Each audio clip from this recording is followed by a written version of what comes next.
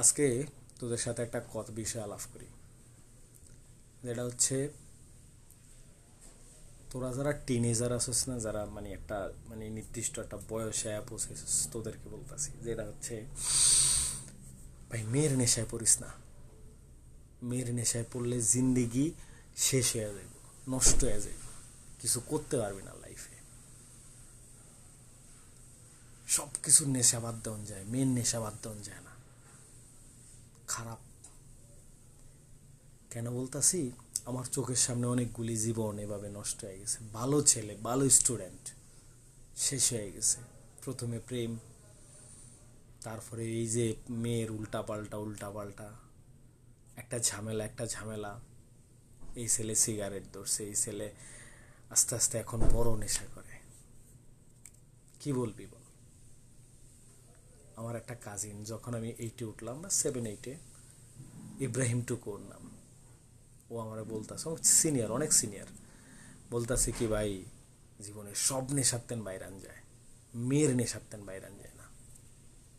মেয়ের নেশায় পড়বি না ভাই। চোখ ঘুরাইয়া দেখ, তোর বয়স কত? 15-16।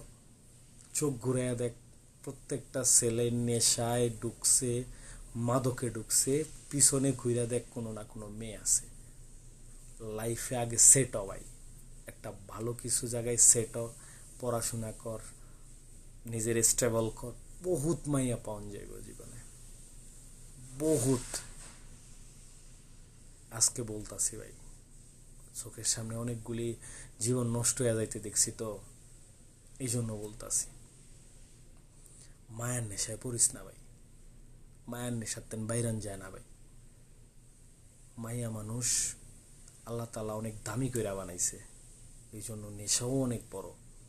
সব নেশা কর, বাইরে তারবি, কিন্তু মায়ার নেশাতেন বাইরে তারবি না। আগে পড়াশোনা কর, মানুষ হ, তেন মায়ার নেশায় পড়। ওই বেটা, তুই যে মায়ার নেশায় পড়স, এই মায়া কয়দিন পরে তোর সে ভালো পোলা পাইলে চলে যাইব। বুঝতাছস?